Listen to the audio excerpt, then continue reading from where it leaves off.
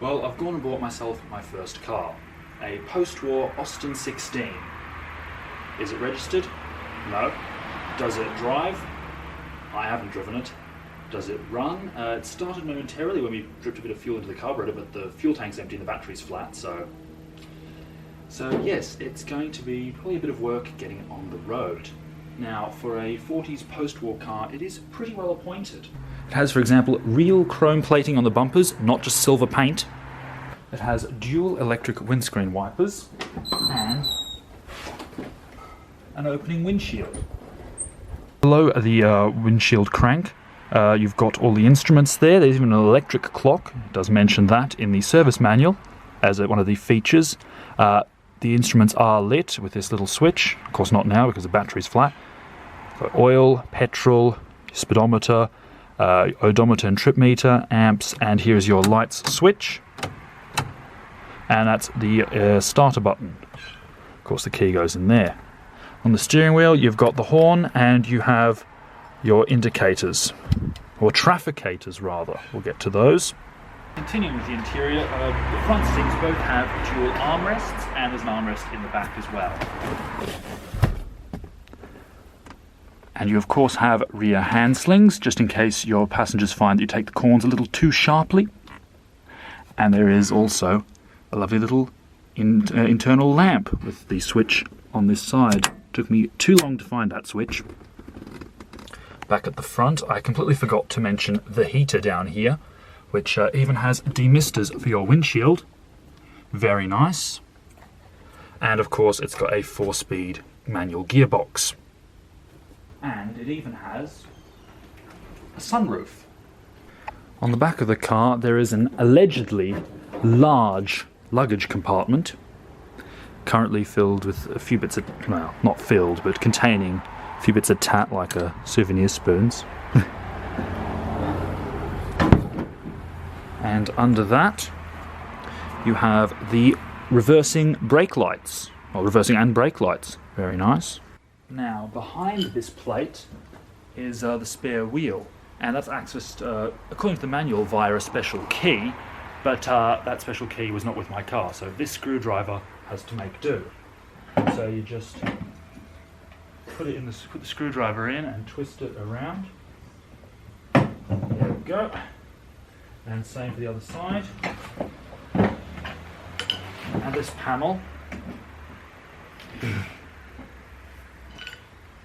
apparently, there we go. This panel eventually swings down nice and easily and then gets stuck on the impromptu tow bar someone had fitted on it. Is the spare wheel that I can't get to because of that tow bar. That was nice and thoughtful of them, wasn't it? So yes, the spare wheel in theory comes out. But this is what I mean about the tow bar being a rather janky setup. I mean, it's just welded onto the bumper. Yes, that's great. Maybe it's more for towing some bikes or something. A bicycle. Great. There must be a trick to it. I mean, there probably is. And now, under the bonnet, well, once you release the little safety catch there, we have the engine. It's a 2-litre 4-cylinder inline engine, 16 tax horsepower, so it produces 64 horsepower. The tax horsepower thing was just an equation from the 1910s that they persisted with for decades in Britain. It was just to figure out the road tax you'd be paying on the car, and that is why it is the Austin 16, because it is 16 tax horsepower. It actually is about 15 point something, but that's never mind because that's all defunct now. And there's really just the usual things under here. The one thing really of note would be this and this, which is the Jackall system. That's the fluid reservoir, and that is where you control the car jacks, because this has built-in hydraulic jacks on all 4 corners. It's about the only hydraulic thing it's got. The brakes are all rods, and what was it? The steering is just straight into the steering box. So yeah, it hasn't really got much hydraulics except for this. So how it works is, of course, you've got this thing you can set here, and under the car you can just see it there. Are 4 car jacks, each on the axle, on the ends of the axles. So yeah, you can see that's a hydraulic jack there, one of the 4. And so with the handle provided that I've put somewhere, it fits just on the end of here. Probably can't see, it's too dark. You set it to whether you want it all front or rear jacks, and you just pump it up with your hand, just pump up the jacks, and it'll lift the car. Pretty handy feature. It was because of all the streamlining they were doing in the 30s and 40s that it made it very difficult to put a jack somewhere, because I mean, you can't put it on any of this. This is not going to hold the weight of the car. The chassis frame is all just, yeah, the chassis is all down deep in there, so you're really going to struggle getting your car jack there if you need to change a tyre. So they said, well, why don't we just fit the hydraulic jacks permanently? It's a pretty handy feature. Here's one more thing to go wrong though. On the sides of the car you have the trafficators, which because the battery's flat, they won't pop out right now, so that's not very interesting. One thing that's quite exciting is that I found in the manual that there is a little toolbox hidden under here. There's also these little things here, which I think are for the 12, because I think they shared the body, or pretty much shared the body with the 12 and the 16.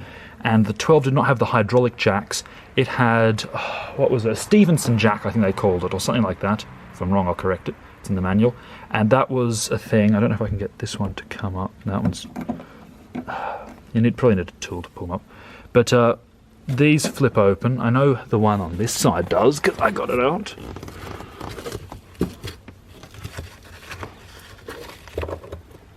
There you go. Oh, that one just comes off. That's great. So you can see that that's just an opening down through the car, opening in the floor. And the idea is that you have a special jack that hooks onto a little nub under there on the chassis and lifts the car up when you turn a crank. So pretty similar in a way, but far simpler than the hydraulic system.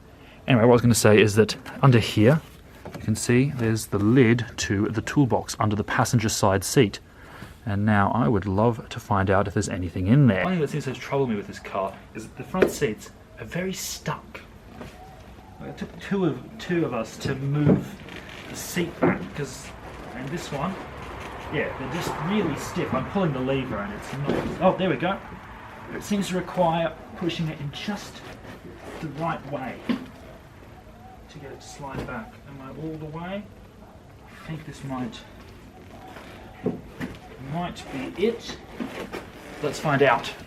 So, having slid that back, that carpet's still stuck in there. The lid comes off. It is just a piece of ply with a bit of stapled on felt once upon a time, or fibrous filling, and guess what? There's nothing in there. I was hoping for something, just one tool or something, because I think I'm missing that key. But no, unless it's deep in that back. But this is actually where you're supposed to store all the tools. Like even the starting handle, which I do have, it's very rusted. Because yes, if your battery goes flat, you can just try and start this car with a crank. That's all supposed to be stowed in here. This carpet is attached somewhere. But yeah. Oh, I hope there's not a big hairy spider in there. Well, if there was, it didn't bite me. So yeah, that was a bit of a bust, but this is actually the hole for the starting handle, and you just slot that in there and try and turn the engine over. There's plenty of videos of people trying that on their various cars. They persisted that with a lot of British cars, really in the 60s, maybe, I don't know if they went into the 70s, but I've seen British cars from the 60s that even have a starting handle provision, which I think is very handy, because I mean, if your battery goes flat and you're out in the middle of nowhere, it's going to help you quite a bit. Now, the interior needs a bit of a clean up. It's dirt sort of in these. It's not too bad. It's more these white bits. These white powder is a bit strange. I think that's actually from decayed styrofoam, so that probably is decayed styrofoam as well. There was bits of styrofoam lying about. I think things have just been packed up in here, because there were some bits. Like, there's an extra dashboard and everything. There's also strange stuff like this green powder. I imagine it might have been a sponge once. I think it's on either side. It's either that or it's a battery exploded or something. But yes, I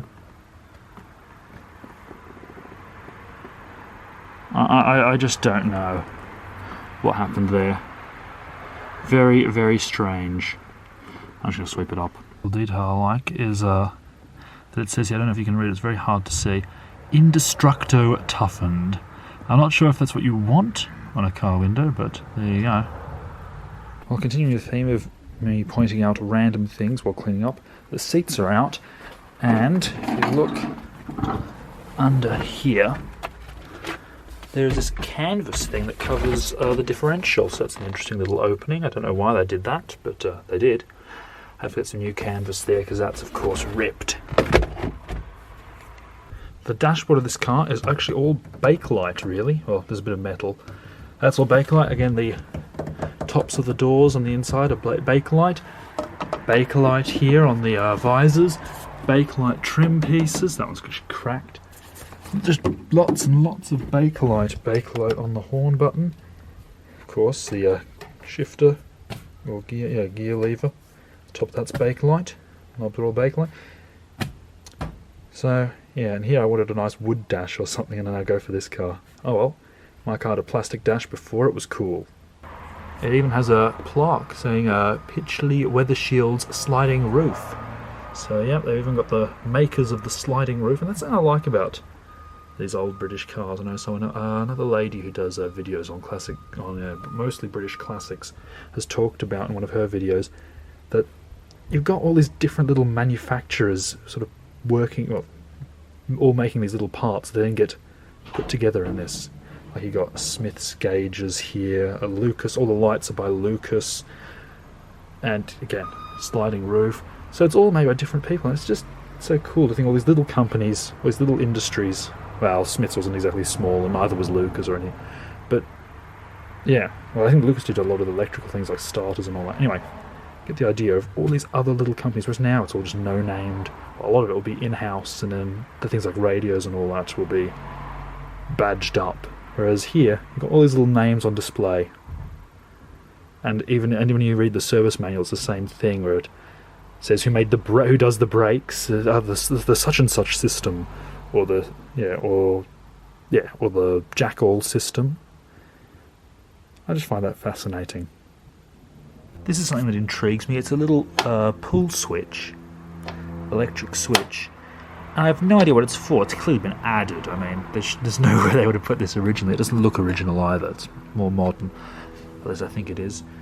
But it doesn't do anything, as in there's no wires connected out of field mount, and there's no wires connected to it. So it did something at some point. It's just I can't see what it would do.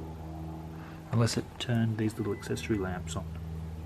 Oh, they're accessory indicators, but I don't know why you'd have a switch on those. It's just bizarre. Well, I think that's it for the haphazard tour of my new car. How long is it going to be till it actually fulfills the definition of a car and is able to be driven around? I don't know, but we shall see. Certainly is exciting.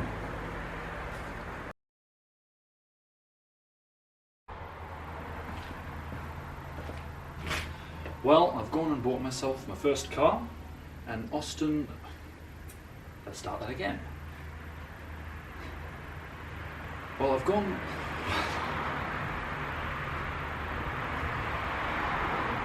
and bought myself my first car. Not pre-war, it's post-war.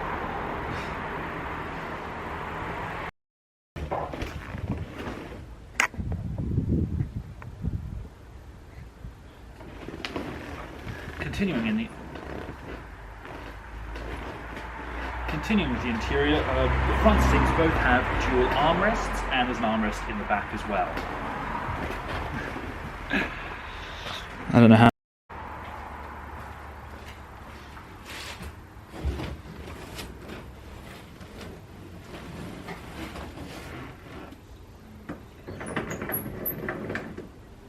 Okay. Trafficators.